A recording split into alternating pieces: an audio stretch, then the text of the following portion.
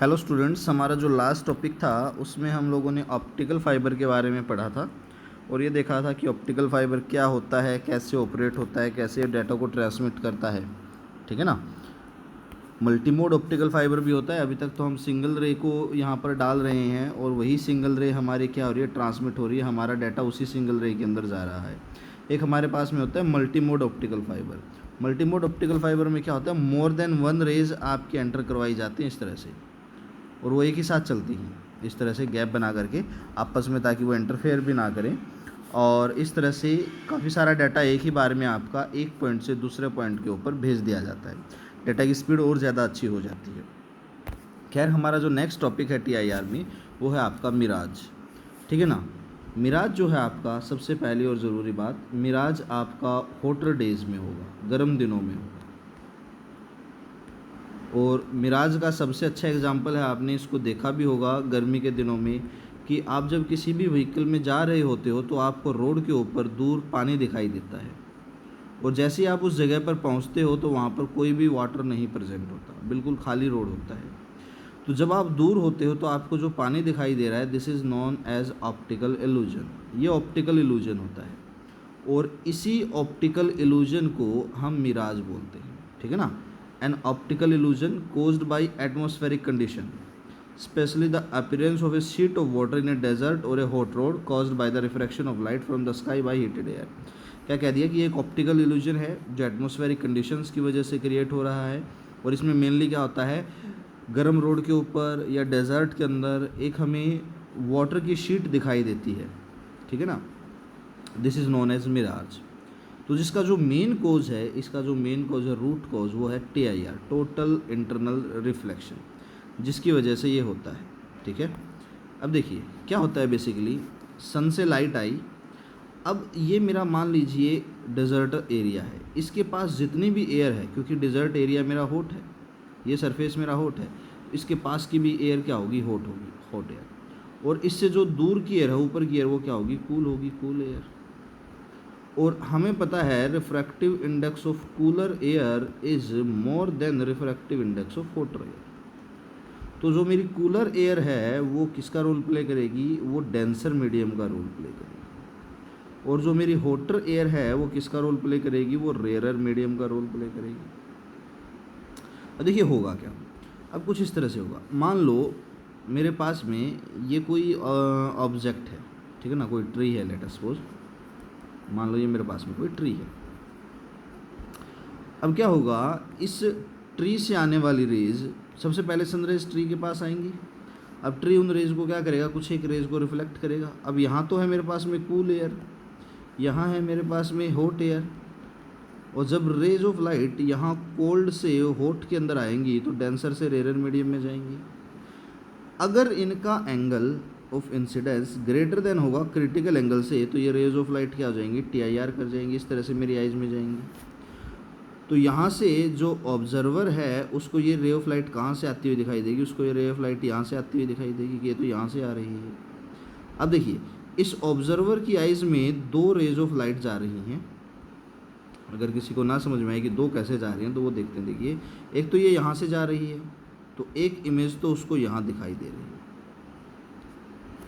और एक ray of light सीधे जाएगी कूलर एरिया से कूलर एरिया में, स्ट्रेट फॉरवर्ड, तो उसको ऑब्जेक्ट जो है यहाँ दिखाई देगा, ऑब्जेक्ट और इमेज। ठीक है ना।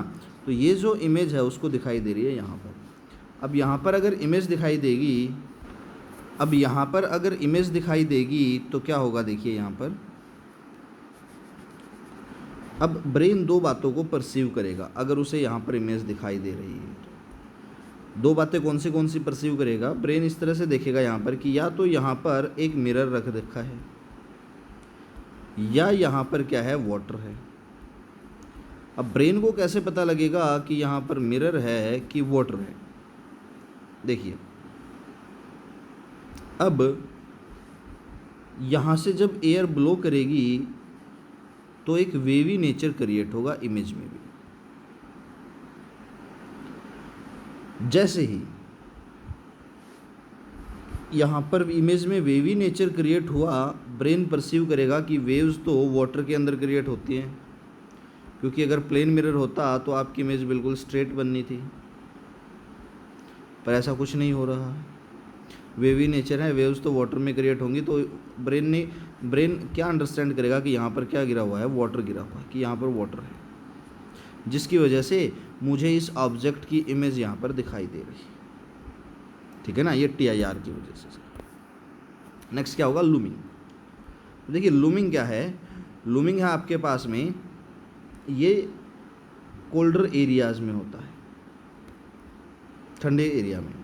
ये भी एक ऑप्टिकल इल्यूजन है जिसमें जो शिप है वो सी शोर से आपको ऊपर उठी हुई दिखाई देती है। जैसे कि यहाँ से देखो, शिप से रेज आई आई आई आई। कोल्डर एरियाज में क्या होगा, सरफेस है ठंडा, इसके पास की एयर डेंसर होगी, यहाँ की एयर क्या होगी, गर्म होगी, वार्मर होगी, तो ये एयर मीडियम का काम करेगी। रेज आई आई आई TIR हुआ, आपकी आइज़ में आई, तो आपको ये रेज कहाँ से आती हुई दिखाई देगी, यहाँ से आती हुई दिखाई देगी। ठीक है ना, लगभग क्या होता है, देखिए जो अंटार्कटिका रीजन वगैरह है, यहाँ पर मान लीजिए आप खड़े हुए हैं, शिप मान लो यहाँ पर एक्चुअल में आपको दिखाई नहीं दे रही है, पर क्या होगा, TIR की वजह से इस शिप से आने वाली रेज जो है यहाँ से आएंगी और आपको ये शिप जो है यहाँ पर दिखाई देगी, यहाँ पर, जबकि एक्चुअल में ये शिप यहाँ से यहाँ भी पहुँचे नहीं है। यानी कि रियलिटी में दिखाई देने से पहले ही आपको यहाँ पर क्या दिखाई दे रही है, शिप दिखाई दे रही है। This is because of looming. ये भी क्या है, एक ऑप्टिकल इल्यूजन है। कोई आपसे पूछे कि डिफरेंस क्या है लूमिंग में और आपका उसमें मिराज में, तो मिराज हॉटर एरियाज में होता है, लूमिंग आपका कोल्डर एरियाज में होता है। ठीक है, देखिए नेक्स्ट एप्लीकेशन है TIR की, और वो है ब्रिलियंस ऑफ डायमंड। डायमंड की जो चमक होती है वो भी TIR की वजह से। देखिए डायमंड की जो चमक होती है, ठीक है ना, वो नेचुरल नहीं होती है, उसको चमकीला बनाया जाता है। ठीक है ना, तो जब डायमंड आपका माइंस वगैरह से निकाला जाता है, माइंस से बाहर निकाला जाता है, तो उसके पास में कोई भी चमक प्रेजेंट नहीं होती। अब उसको चमकीला बनाया कैसे जाता है, डायमंड का रिफ्रैक्टिव इंडेक्स हमें पता है, और वहाँ से हम क्या करते हैं, क्रिटिकल एंगल जो है वो निकाल लेते हैं। ये क्रिटिकल एंगल निकाल लिया, उसके बाद जोहरी क्या करता है, इस डायमंड को, ये रहा, इस क्रिटिकल एंगल के ऊपर ही क्या करता है, कट करता है, जिससे कि जैसे ही रे इसके अंदर एंटर करे, TIR हो और वो इसके अंदर क्या हो जाए, ट्रैप हो जाए, इसके अंदर ही रह जाए। अब जब रे इसके अंदर ट्रैप्ड है, तो रे कुछ देर के बाद जब बाहर निकलेगी इस ट्रैपिंग से, तो वो इस डायमंड को कैसा फील करवाएगी, चमकता हुआ फील करवाएगी। तो ये भी क्या है, हमारी एक TIR की ही एप्लीकेशन। ठीक है ना, तो इस तरह से जो TIR है उसकी हमने 2-3 एप्लीकेशन देख ली, एप्लीकेशन ऑफ TIR। ठीक है ना, क्या क्या देख ली, ऑप्टिकल फाइबर देख लिया, दूसरी क्या देख ली, लूमिंग देख ली, तीसरी हमने क्या देख ली, मिराज देख ली, चौथी हमने क्या देख ली, ब्रिलियंस ऑफ डायमंड देख ली। ठीक है ना, इसके अलावा प्रिज्म वगैरह के अंदर भी TIR का यूज़ होता है। जैसे कि मान लो ये एक प्रिज्म है, यहाँ पर इसके सामने एक ऑब्जेक्ट मैंने यहाँ रख दिया है, यहाँ से रे गई टकराई TIR हुआ, यहाँ से रे गई टकराई TIR हुआ, यहाँ से रे गई टकराई TIR हुआ, और यहाँ पर मुझे इसकी एक इन्वर्टेड इमेज दिखाई देने लगी। तो 180 डिग्री से यहाँ पर क्या हो रहा है, ऑब्जेक्ट और इमेज में स्विचिंग हो रही है। तो यहाँ पर भी आपका किसका यूज़ हो रहा है, TIR का। ठीक है ना, तो प्रिज्म्स के अंदर भी होता है। इसके अलावा TIR का जो यूज़ है वो रेनबो के अंदर भी होता है। रेनबो में क्या होता है, आपका TIR प्लस रिफ्रैक्शन दोनों होते हैं। ठीक है, तो ये था आपके पास में एप्लीकेशंस ऑफ TIR। अभी हम दोबारा आते हैं एप्लीकेशन ऑफ रिफ्रैक्शन पे। देखिए जो रिफ्रैक्शन है उसकी हमने एप्लीकेशंस देखी थी। पहली एप्लीकेशन देखी थी बेंडिंग ऑफ पेंसिल, दूसरी एप्लीकेशन देखी थी रियल एंड एपरेंट, तीसरी एप्लीकेशन हमने क्या देखी थी, TIR। फिर TIR की फर्दर हमने एप्लीकेशंस देखी। अब फोर्थ एप्लीकेशन क्या देखेंगे, effect on sunrise and sunset. Sunrise और सनसेट पे क्या इफेक्ट होगा। अब देखिए एक्चुअल में जो डे और नाइट हैं वो कभी भी 12 आवर के नहीं होते हैं। Day is always 4 minute longer than night. ठीक है ना, डे जो है वो नाइट से 4 मिनट लंबा होता है, लॉन्गर होता है। अब क्या होता है यहाँ पर, सेम सिनेरियो देखो, और कोई आपसे पूछे किस वजह से ये 4 मिनट लंबा होता है डे नाइट से, तो आपको बताना है this is because of atmospheric refraction. Atmospheric refraction की वजह से ऐसा होता है। क्या होता है, सन से आने वाली जो रेज हैं वो यहाँ से एटमॉस्फेयर में एंटर होती है और एंटर होते ही वो अपने पाथ से डेविएट हो जाती है। तो यहाँ पर जो पर्सन है उसको ये जो रे है वो यहाँ से आती हुई दिखाई देगी, जबकि सन एक्चुअल में अभी यहाँ पर है। सन को यहाँ से यहाँ तक आने में अभी 2 मिनट का टाइम और लगना है।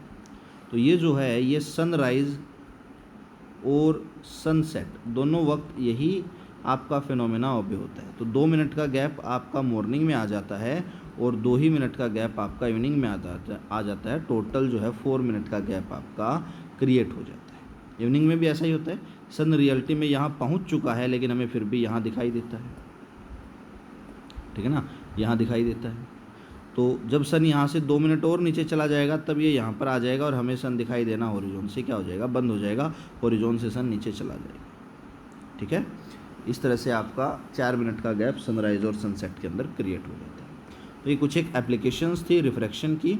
हमारा नेक्स्ट टॉपिक होगा ग्लास स्लैब और वेरिएबल रिफ्रैक्टिव इंडेक्स।